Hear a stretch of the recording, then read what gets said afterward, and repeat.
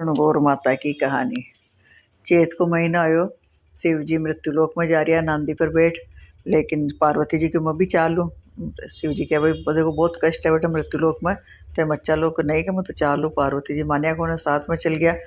अब पार्वती जी नंदिया पर बैठा तो लोग बाग हंसा के देखो देखो देखो रे के देखो अना लो डोकरो तो पैदल चल रही है। और ने जो लुगाई जो भी पर बैठी है नंदी पर बैठी है, जो फिर पार्वती जी उतरिया कि भाई शिव जी थे बैठो, भोलानाथ बैठा।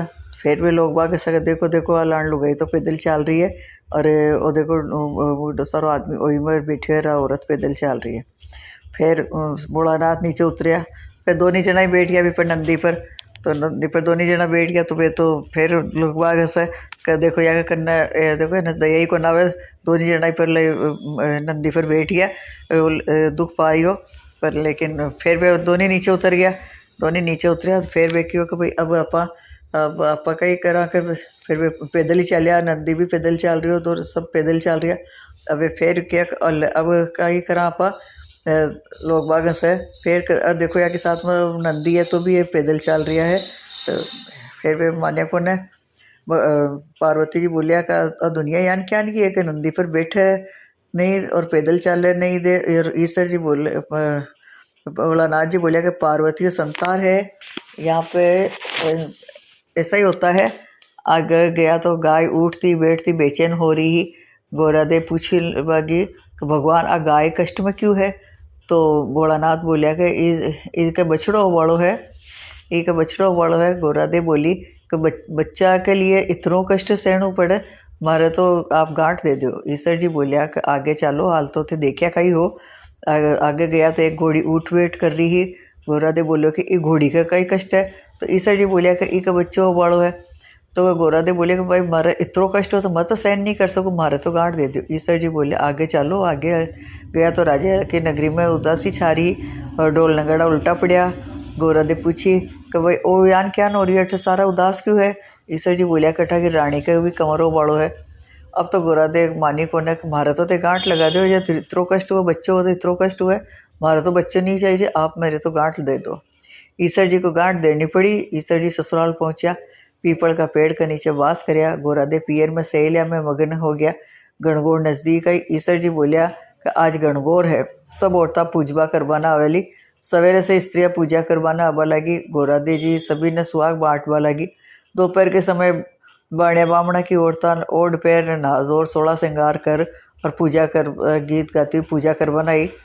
फिर गोरादे बोली कि सुहाग तो सारो ही बांट दियो, ये औरतें ना अब आई है। ईश्वर जी बोलिया कि अब गोरादे चिट्टी आंगली के से जल में न खोलो, नैना में से सुरमो काटो, मांग में सिंदूर निकालो, टीकी में से रोले निकालो और सभी स्त्रियों ने अमर सुहाग दो। इस वक्त गोरादी जी की मांग को सिंदूर, चिट्टी अंगुली की मेहंदी, टीके की रोली और आँखिया को काजल लेके लोटिया के जल में डाल और ज्वारा से सभी पूजा करवा कन्या स्त्रियों को गोरादे ने ईश्वर जी के कहे अनुसार सबको अमर सुहाग दिया। अब ईश्वर जी और गोरा जी घर आया। ईश्वर जी तो जीम्बा बैठा, जितनो बनायो सारो ही खा गया।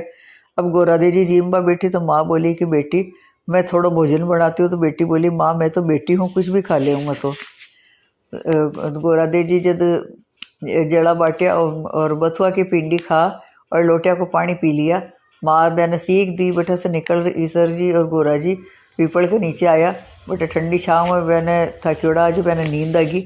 अब ईश्वर जी पार्वती जी के पेट की ढाकनी उगाड़ देखी तो भी मैं थोड़ा बड़े बाट्यो और बथुआ को पींड्यो और थोड़ा पानी पड़ियो हो। ईश्वर जी ढकनी ने वापस ढक दी। पार्वती जी जाग्या तो ईश्वर जी पूछा कि गोरादे जी कई जी में। गोरादे जी बोलिया कि ईश्वर जी जो आप जी में वही मैं जी में। ईश्वर जी क्या कि पार्वती जी साची साची बोलो थे। गोरा जी भाई बोले कि रसोई में भी कोई बेटी जवाई में भेद थोड़ी करे। ईश्वर जी बोलिया देखो गोरादे थागा पेट में बड़ो बाट्यो और बथुआ को पींड्यो और उनका थोड़ा पानी हो। गोरादे बहुत नाराज हुई और बोली कि देखो भगवान आज तो आपने मेरे पेट की ढाकड़ी खोल दी है, ऐसा जगत के साथ मत करना। पीहर की बात ससुराल में और ससुराल की बात पीहर में नहीं करनी चाहिए। पार्वती इतना बोली और ईश्वर गोरादे जी वापस कैलाश पर्वत के रवाना हुआ। आगे देखा तो राजा के यहाँ सेनाई या बाजरी लोग खुशियाँ मना रही है। रानी बहुत खुश हुई।